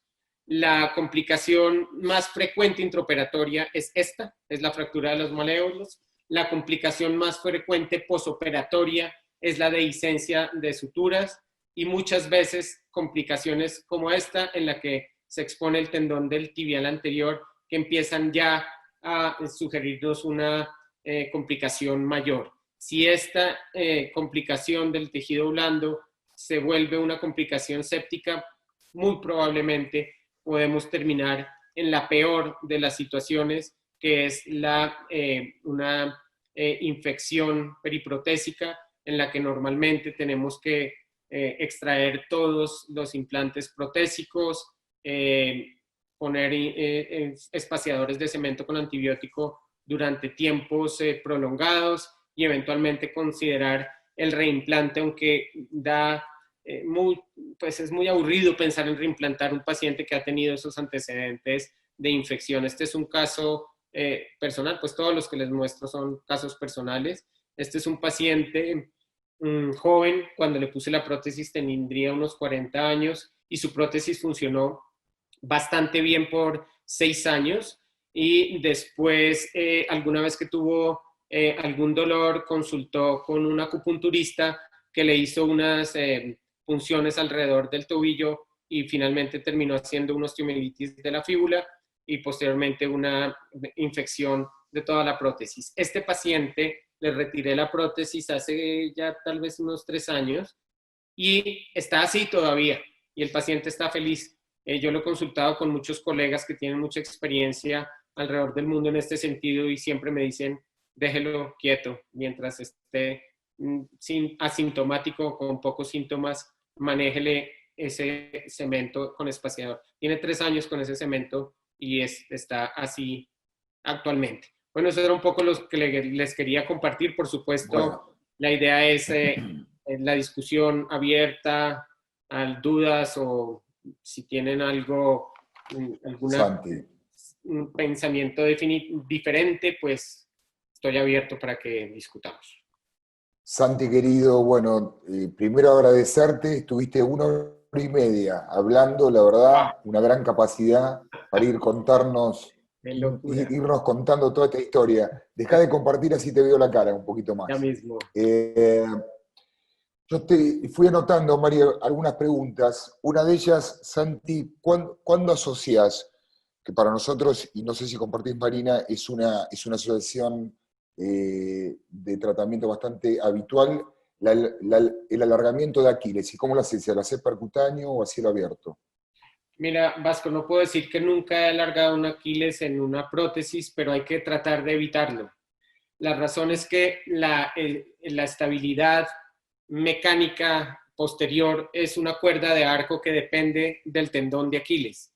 La plantiflexión después de la rehabilitación va a depender de la integridad del tendón de Aquiles. Si puedes evitar el alargamiento del tendón de Aquiles en una prótesis, evítalo. Hay muchas cosas que vas a ganar en el posoperatorio y en la rehabilitación y en el estiramiento del complejo gastrosóleo, en fin. Pero si obligatoriamente lo tienes que hacer, porque definitivamente tienes una deformidad de flexión importante, tienes que establecer claramente qué hacer, y para eso el circo positivo pues te va a ayudar mucho, porque tienes que establecer si está corto todo el complejo gastrosóleo o tienes cortos solamente los gastros, caso en el cual la liberación del gastrocnemio medial te ayuda mucho más que alargar todo el complejo gastrosóleo, que alargar el Aquiles. Entonces sí que debes hacer esa diferenciación. Perfecto, excelente. Yo coincido con vos, Santi, porque nosotros al principio... perdón, María. Perdón. No, que nosotros al principio hacíamos bastante elongación percutánea de Aquiles, porque bueno, cuando tiraba ganamos movilidad, pero lo que vimos es que pierden mucho despegue en la marcha y no lo logran recuperar después. Entonces empezamos cada vez a hacer menos. Coincido plenamente con vos que realmente hay que hacerlo en los casos muy, muy elegidos, y la verdad prefiero hacerlo en una segunda instancia si realmente después no avanza, pero con la rehabilitación se logra mucho. Correcto. Perfecto. Otra de las preguntas que hizo el auditorio, ¿cuál es el corte, la altura máxima del corte tibial, Santi? ¿Cómo lo tenés determinado? ¿Cuánto puedes cortar tibial? Digamos que no hay... En la primaria, ¿no? En eso no hay un número mágico. Yo generalmente me guío más por el corte del domo del talo, que sea preciso el corte del domo, y como te das cuenta, el dado te da un corte, digamos, ya establecido. Generalmente no es más de 2 centímetros desde la superficie articular hacia proximal, pero eventualmente sí que lo tienes que modificar, especialmente cuando tienes deformidades extraarticulares en las que tienes que modificar el corte y eventualmente te tienes que ir un poco más generoso o menos generoso en algún lado. Pero la respuesta, yo diría que el corte de la tibia dependería de la guía que pones en el plano sagital, guiándonos un poco de lo que quieres resecar de talo. Bueno, es más fácil una subsidencia del talo que una subsidencia de la tibia. ¿Ok? Perfecto. Santi, tómate un traguito de eso que tenés. Tómate un traguito. Se acabó. Por favor. Ya lo vaciaste. Bien. Escucha. Con respecto al protocolo. Yo ya me cargué 3. Escúchame. Con respecto al protocolo, hablanos un poquito qué protocolo postoperatorio le haces habitualmente a una prótesis primaria no compleja, habitual. Correcto. Exacto. En una prótesis primaria tú inmovilizas con una férula posterior en el postoperatorio inmediato.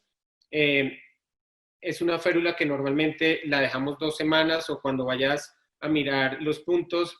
Eso es otra situación general. Intento no poner suturas no absorbibles. Prefiero las suturas absorbibles, pero bueno, eso es independiente un poco de la situación. Lo que tienes que hacer es que sí tienes que revisar la herida quirúrgica alrededor del día 10 o de las 2 semanas. Y normalmente cuando miro la herida quirúrgica, libero al paciente de la férula si ya está bien y le permito iniciar movilidad activa. El apoyo lo empezamos de manera progresiva desde ese momento, protegido con muletas, y que el paciente vaya poniendo el pie a tolerancia. Le explicamos en la teoría del touchdown, que toque un poco el piso, que se vaya familiarizando con el piso un poco, que vaya ganando, protegido con unas muletas, algo de propiocepción, para cuando empecemos una descarga, una carga progresiva, el paciente ya tenga un poco la idea de dónde está su pie y dónde está su tobillo. Pero permitimos apoyo a tolerancia desde ese momento y más o menos apoyo completo desde la 3ª semana en adelante.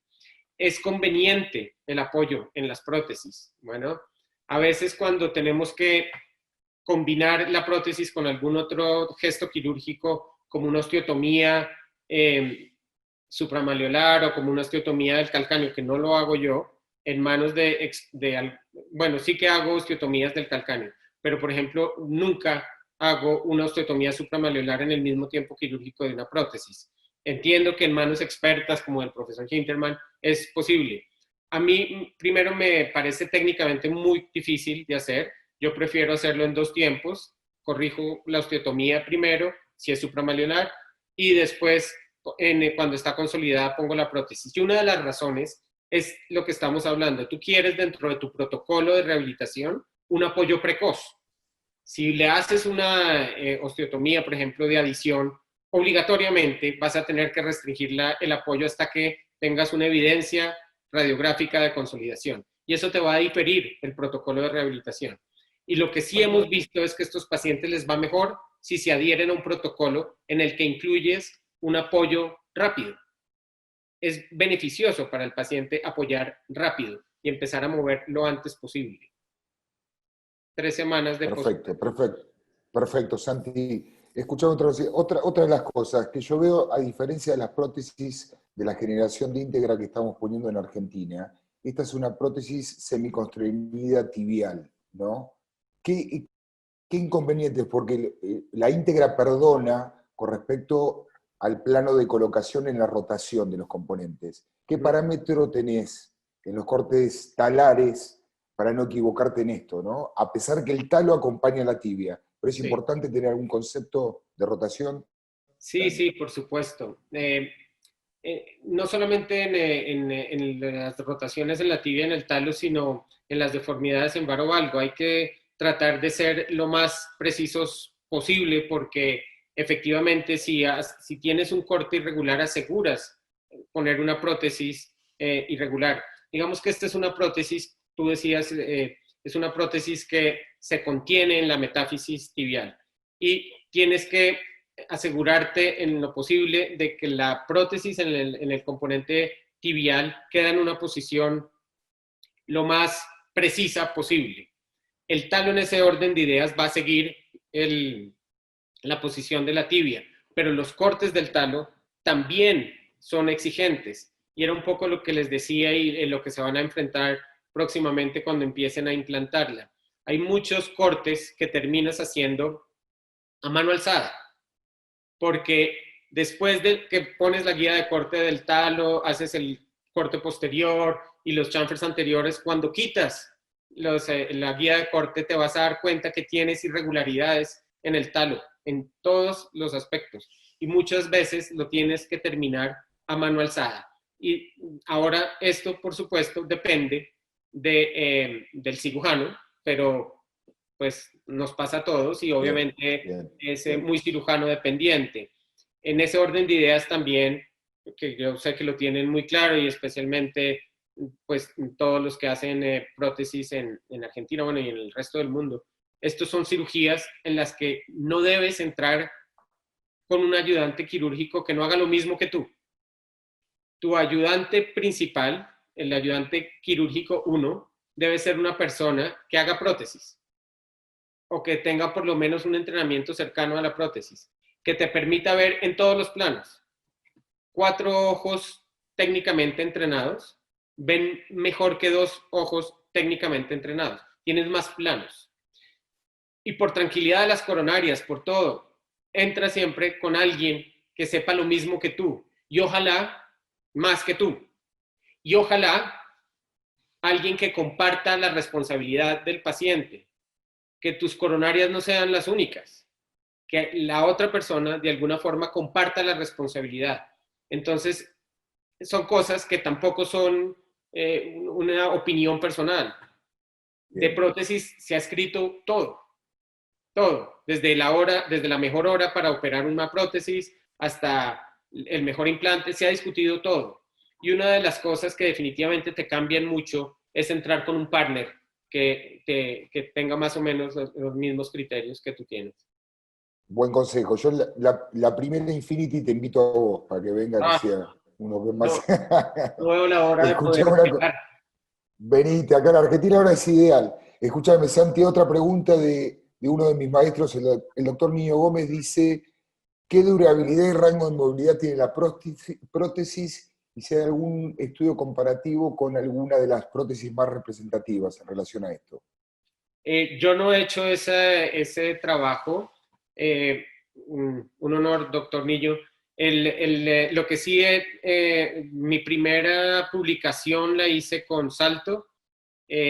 Cuando yo empecé a implantar, nosotros empezamos a implantar en Colombia, pues antes de que yo empezara a implantar, Juan Manuel Herrera tenía ya alguna experiencia con STAR. Ese fue tal vez mi primer contacto con prótesis en Colombia, con Juan Manuel. Yo después puse una prótesis británica que es Zenith y después pasé a Salto y después a Infinity. La primera publicación que hice, doctor Niño, fue de prótesis de Salto y en ese momento, digamos que el número, otra vez número mágico que decían para poder opinar de alguna situación era tener por lo menos 50 prótesis implantadas. La primera publicación que hicimos, la hicimos con 65, 67 prótesis, algo así, y evaluábamos la satisfacción del paciente y la movilidad después del implante. Insisto, y doctor Niño, es muy importante decírselo a los pacientes, la movilidad activa que tenga el paciente previo al implante es un poco la movilidad que va a tener después. Entonces uno dice, bueno, ¿para qué le pongo una prótesis si no va a mover nada y no movía antes nada? Otra de las publicaciones que tengo más recientes es caso de desartrodesis del tobillo y los beneficios de revertirla a una prótesis. Y sí que existen.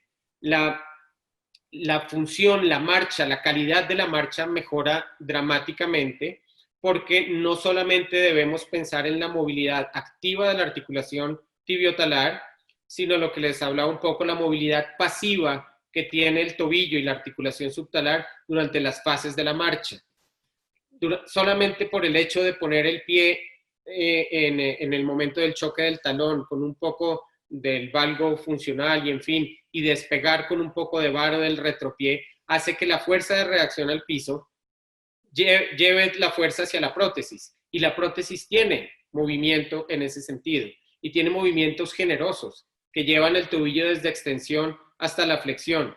Entonces, si eventualmente no logramos una movilidad activa grande, generosa, sí que vamos a tener una movilidad pasiva que va a ayudar muchísimo con la función de la marcha. ¿Cuántos años tenemos? Pues, doctor Niño, yo estoy implantando desde el año 2004. Yo solamente he retirado la prótesis séptica que les mostré aquí, aunque hay un antecedente de otra paciente que yo implanté y también tuvo una infección y mi profesor Mauricio Morales la retiró con Diana Montoya en la Fundación Santa Fe y les tocó hacer una cirugía grande, una artrodesis importante de la articulación tibiotalar. Esos son los dos antecedentes que yo tengo de retiros de la prótesis. Los dos han sido por causas sépticas. No hemos hecho ningún retiro por causas mecánicas. Las revisiones que hemos hecho de algunas prótesis, generalmente hemos revisado el inserto plástico y no hemos tenido que retirar mayores implantes. Nuestra experiencia ha sido muy positiva, tanto pues que lo seguimos haciendo hoy con tranquilidad, y hoy por hoy, para mí, el gold standard de la artrosis tibiotalar es la prótesis. Los casos de artrodesis son casos en los que definitivamente hay una contraindicación absoluta para implantar una prótesis. Vamos a poner el caso, y Mari, te dejo a vos también para que lo pongas en el compromiso de un caso extremo, a Santi. Paciente de 31 años de edad, con un tobillo doloroso, con signos de artrosis por una secuela de una fractura. ¿Le pones una prótesis? Siempre los límites que nos ponen un poco, y la edad, por supuesto, siempre es un tema de discusión. Ahora, te lo voy a poner así. Te voy a responder la primera de una vez. ¿Qué le haría yo? Una prótesis. Ahora, te voy a explicar un poco las razones por las que yo le pondría una prótesis. Si tú tienes un paciente de 31 años y le haces una artrodesis tibiotalar, tienes un paciente que tiene por lo menos 30 o 40 años de marcha. No hay ninguna artrodesis tibiotalar, así sea hecha con la mejor técnica posible, que sea inocua. Todas las artrodesis, y tampoco es un capricho personal, lo han estudiado todos ustedes y hemos leído todos los artículos. El 100% de los pacientes que tienen una artrodesis tibiotalar hacen una artrosis de la articulación subtalar. Y de ahí en adelante un porcentaje que va siendo secuencial tiene compromiso de la articulación talonavicular y de la articulación calcáneo-cuboidea. Y un poco más tarde, un paciente de 31 años, en 35 años, que es una persona joven todavía, va a tener una panartrosis de su pie, va a tener una limitación compleja. Hay un caso que publiqué en nuestro journal reciente, que los invito de pronto a que lo miren. Es un caso muy representativo de una paciente joven con una artrodesis tibiotalar de 22 años que degeneró en unas situaciones mecánicas muy difíciles. Entonces tú te vas a enfrentar a dos situaciones para no hacer más larga la respuesta. ¿A qué te quieres enfrentar en unos años? ¿Te quieres enfrentar a la revisión de la artrodesis o hacer una panartrodesis que eventualmente incluso tienes que involucrar la articulación tarsometatarsiana? ¿O te quieres enfrentar en unos años? No sé cuántos, doctor Niño. Yo tengo prótesis desde el 2004. No sé cuántos años va a durar. ¿Pero a qué te quieres enfrentar? Escoge. O revisas la prótesis o revisas la artrodesis. Tienes que escoger entre esas dos cosas. Para mi gusto, prefiero revisar una prótesis. Ahora, no solamente estamos hablando de esta prótesis actualmente, la industria ha avanzado muchísimo. No hace algunas décadas se consideraba que la prótesis del tobillo estaba contraindicada y que a diferencia de otros segmentos articulares no funcionaba. Hoy por hoy, con las prótesis que tenemos, implantamos con tal tranquilidad que lo consideramos muchos, yo sé que no todos, muchos lo consideramos el gold standard. Pero la industria no para ahí. La industria te ofrece una prótesis primaria, pero además te ofrece una prótesis de revisión. Y en manos de genios como el doctor Steve Haddad, logran hacer revisiones de la revisión de la revisión. Y finalmente también es funcional. Ahora, por supuesto, yo no quiero estar revisando y revisando y revisando. La mejor opción para que no tengas que revisar es que tu implante primario sea lo más preciso posible. Balance, alineación y estabilidad. Clarito. Eso generalmente te da muchos años de sobrevida. Clarito, clarito, súper claro, Ricardo, Santi, me parece que me está pegando el Aperol súper claro, súper claro. Te aclaro que Niño Gómez no es de los traumatólogos antiguos que están negados a la prótesis. Lo conozco bien porque tiene muy bien criterio. Entonces, y cada vez se cierran menos. Totalmente. Mi profesor de Pie y Tobillo nacional, que quiero muchísimo, el doctor Luis Guillermo Castro, era una persona que decía, las prótesis para mí no. Y hoy por hoy tiene una idea completamente diferente, porque son personas que saben de pie y tobillo, son personas que entienden la biomecánica, pero que además leen todos los días y saben que la prótesis de hoy no es la misma prótesis de hace 20 o 30 años. son situaciones muy diferentes. Exacto. Mari, ponelo vos en situación. A ver, poner un pacientito difícil, complicarle la vida un poco. De complicarle la vida un poco. No, más que ponerte difícil la situación, coincido con vos en la colocación de la prótesis de un paciente joven. Vuelvo siempre a lo mismo, digo, creo que si hasta ahora el gold standard fue la artrodesis, justamente el salvataje de una prótesis fallida es la artrodesis, no entiendo por qué tenemos que poner límites de edad a un paciente. Y coincido plenamente que biomecánicamente un paciente joven necesita la mejor situación. No la necesita a los 70, la necesita a los 30. Yo tengo pacientes muy jóvenes y ellos saben perfectamente que esa prótesis, si no dura, se revisará y se colocará, o se revisará, o en su defecto se convertirá. No, lo que te iba a decir yo, mi duda con este modelo puntualmente, es qué pasa con aquel paciente de mala calidad ósea, por ejemplo, aquellas artritis reumatoideas que realmente tienen una calidad ósea muy mala, tienen de pronto un bajo stock óseo, y la colocación de tantos pines, y sobre todo pines que son vitales, como estos dos, sobre los cuales vas a montar todo el eje de corte. ¿Has tenido problemas con que de pronto los pines, a mí, por ejemplo, en otros tipos de técnicas, de pronto los pines rompen el hueso directamente?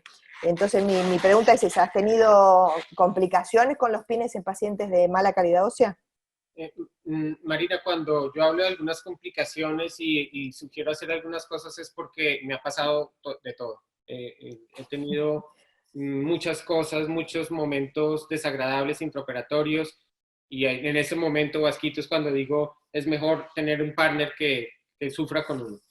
Me ha pasado todo, pero también, y precisamente hablaba con alguna paciente que no le hice una prótesis, le corregí un pie plano, pero iba con una familiar que me decía, pero es que mi mamá tiene osteoporosis, es osteopénica, hacerle una cirugía a ese hueso. Yo le decía, la gente que tiene un colapso progresivo del pie no es un paciente joven, es un paciente mayor, y generalmente son mujeres y muchos obesos.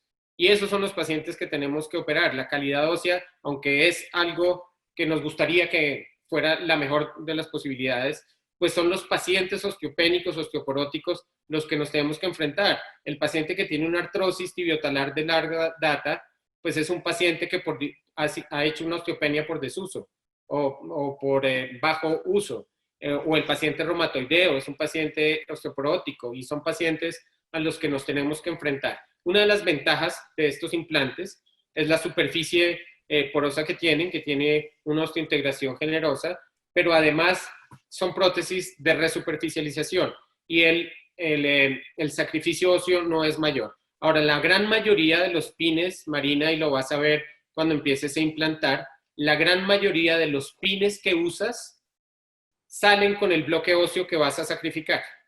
Entonces, la mayoría de los pines no te van a quedar en el hueso definitivo. Salen con el sacrificio óseo. Entonces, no tienes mayores inconvenientes. Sí que hay algunas situaciones en las que eventualmente hay que evitar un poco esta situación. Yo hoy, digamos que no he modificado la técnica, pero he cambiado algunos gestos. Lo que les decía un poco, estos pines roscados pequeños que vienen para asegurar la guía del corte del talo, ya no los uso. Uso unos pines lisos, porque, por ejemplo, esos sí que quedan, el orificio es el que va a quedar definitivamente en el cuerpo del talo, ¿cierto? Esos ya no los uso, uso lisos y que entran perfectamente en los orificios que tiene el implante para acomodarlos. Bueno, y en la medida de lo posible, es otra sugerencia, a menos de que sea muy difícil, hagan la extracción de los pines manual. En la caja les lleva un extractor de pines. Háganlo manual. Hay situaciones en las que es muy difícil extraerlos, están, digamos, muy a presión, y sacarlos con motor es obligatorio. Pero en la medida de lo posible, sacarlos, especialmente en huesos osteopénicos, osteoporóticos, sacarlos manualmente te evita ese tipo de complicaciones. Perfecto. Muchas gracias. Gracias, Santi. Bueno, voy a hacer las últimas, ya llevamos casi 2 horas, Santiaguito, que te estamos jorobando. Una cosa, vos mostraste, si querés cargar ese vasito y seguimos charlando con Marina.